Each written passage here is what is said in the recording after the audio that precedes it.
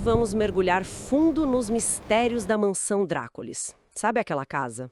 Imponente, isolada, que assombra um pouco a vizinhança há décadas, sempre de portas fechadas. Quem será que vive ali?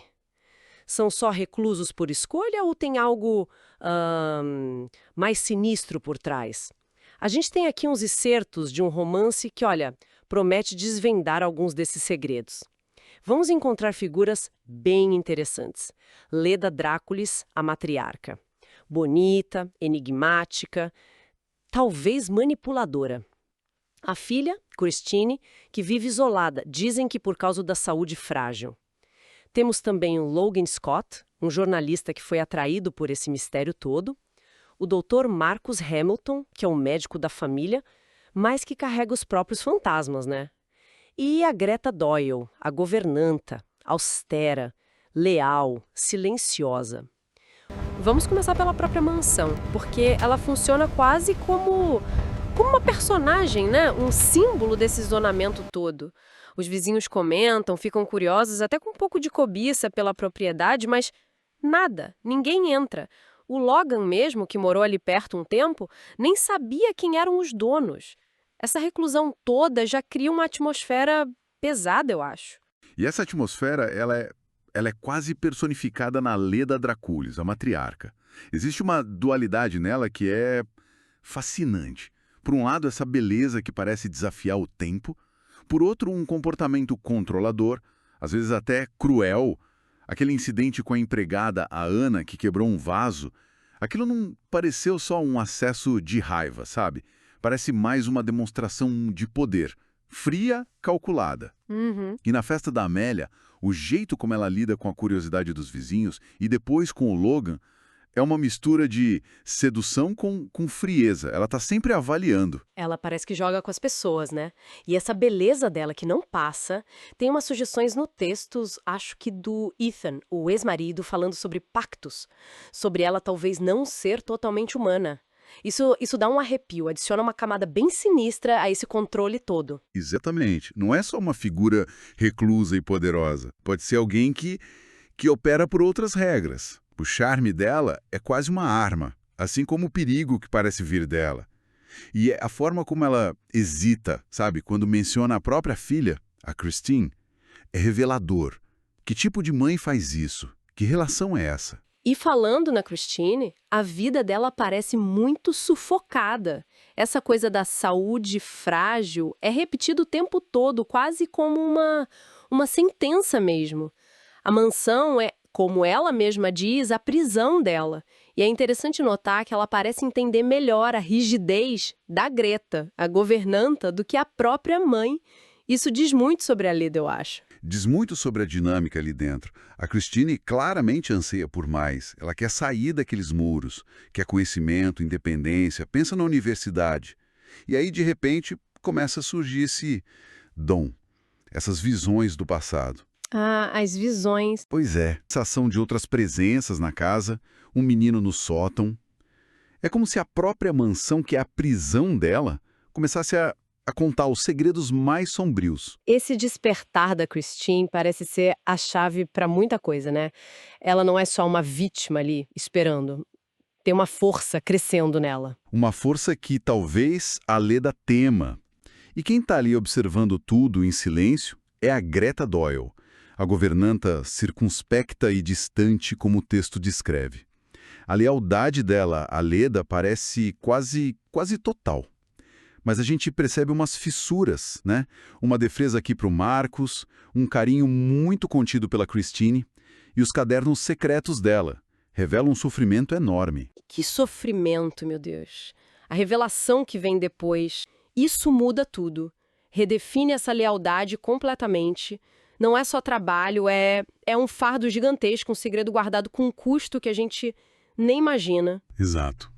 E isso levanta umas questões bem importantes sobre sacrifício, sobre proteção dentro dessa família, que é claramente muito disfuncional. O que parece lealdade pode ser, na verdade, sei lá, uma forma de penitência, ou uma tentativa desesperada de controlar um mal ainda maior. E no meio disso tudo chegam os forasteiros, né? O Logan Scott, Ele aparece buscando uma história, talvez para superar o irmão famoso, mas logo ele está envolvido até o pescoço. A atração inicial pela Leda é forte, a gente vê isso, mas aí começam a surgir os sentimentos pela Christine. E tudo fica mais complicado para ele. A investigação que ele faz, falando com Ethan, com o padre Kolbe, começa a desenterrar a verdade sobre a Leda, os pactos. Ele deixa de ser só um observador, né? Vira uma peça nesse tabuleiro. É um elemento clássico dessas histórias, né? O intruso que chega e perturba aquele equilíbrio precário, forçando os segredos a virem à tona. E o Marcus Hamilton, o médico, é outro exemplo. A dedicação dele a Christine parece genuína, sim. Mas está tudo ligado também ao passado traumático dele, a perda do pai, do irmão, aquela mãe super protetora, Ellen. E o ciúme que ele sente do Logan. Nossa, é quase palpável. Mas o grande baque para ele é descobrir a própria origem, né? Aquilo despedaça o cara. O colapso dele é bem violento. E aquela experiência no necrotério com o corpo da Ana. Aquilo é puro terror sobrenatural. A tatuagem na língua, o ataque. O que foi aquilo? O que significa? Olha, sugere que as mortes que acontecem naquela mansão não são normais. Não são acidentes comuns, nem crimes comuns. A morte da Ana, por exemplo, oficialmente, uma queda da escada. Mas a Leda tinha acabado de humilhá-la terrivelmente. E as descobertas do Marcus na autópsia, a coluna fraturada de um jeito esquisito, órgãos internos intactos apesar da queda, e aquela tatuagem bizarra na língua. Tudo aponta para algo muito mais estranho. Como se a própria casa, ou os espectros que vivem nela, participassem ativamente dessa violência. Então não é só uma maldição no ar, é algo Exatamente. ativo. Letal mesmo. Como a Fiona também, parece que ela tem um papel protetor mesmo depois de morta. Os amuletos. Sim, os amuletos que ela deu para o Richard e para a Christine sugerem exatamente isso. Parece haver uma luta constante ali, entre forças de proteção e forças de destruição dentro dessa linhagem familiar. E a raiz de tudo isso, como as investigações do Logan e as visões da Christine acabam por revelar, é um pacto demoníaco, bem antigo. A história da Mayra Draculis, a ancestral, e o demônio Elatan, que um pacto por poder, por juventude, selado com o tal livro dos desejos. A Mayra consegue aprisionar o demônio, mas ele lança a maldição sobre a família. E aí, séculos depois, vem a Leda e mata a Mayra para tomar o lugar dela, o controle do pacto, do livro. O livro vira o centro de tudo. É a fonte do poder, o objeto da disputa e a chave para a maldição. A Leda não é só uma herdeira dessa maldição, ela se tornou uma agente ativa dela, perpetuando o ciclo de sofrimento para manter o próprio poder.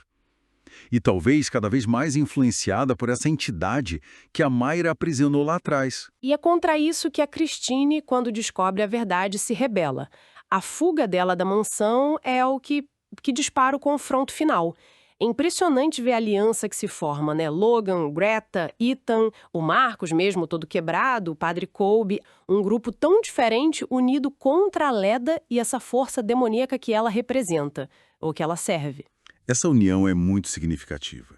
São pessoas quebradas, cada uma com seus segredos, suas dores, mas que encontram um propósito comum contra um mal que é maior que todos eles. O confronto final acaba indo para a Irlanda, né?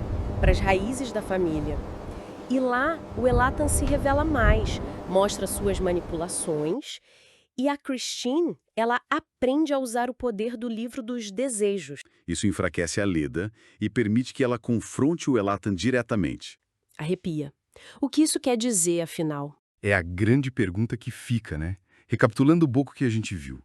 Uma maldição que nasceu de um pacto lá atrás por vaidade, poder, e que foi alimentada por segredos, violência e manipulação por gerações.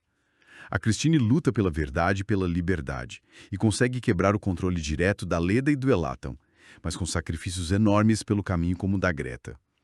Vimos a complexidade de todos ali. Ninguém é só bom ou só mal. A Greta, o Marcus cometeram atos terríveis. A Leda, mesmo ela, tem lampejos de quase humanidade antes da queda total. E para nós que acompanhamos essa história toda, os temas são fortes, né? O peso do passado familiar, como ele pode definir ou aprisionar a gente, a luta contra a escuridão, seja ela um demônio literal, as sombras dentro de nós, a busca por identidade, por autonomia, contra forças que parecem querer nos controlar. São coisas universais que vão muito além dos portões daquela mansão. Precisamente. E isso nos traz de volta para aquela cena final, tão inquietante. Será que a maldição foi mesmo quebrada? Só sugere que o ciclo pode recomeçar. Talvez a escuridão nem precise mais do pacto original. Talvez ela só espere por uma nova porta, uma nova geração que esteja suscetível. Pode uma linhagem marcada assim encontrar paz de verdade? Ou será que a escuridão sempre acha uma fresta para voltar? Fica aí a reflexão sobre a persistência do mal e talvez sobre a vigilância que é sempre necessária para manter qualquer paz que a gente conquiste.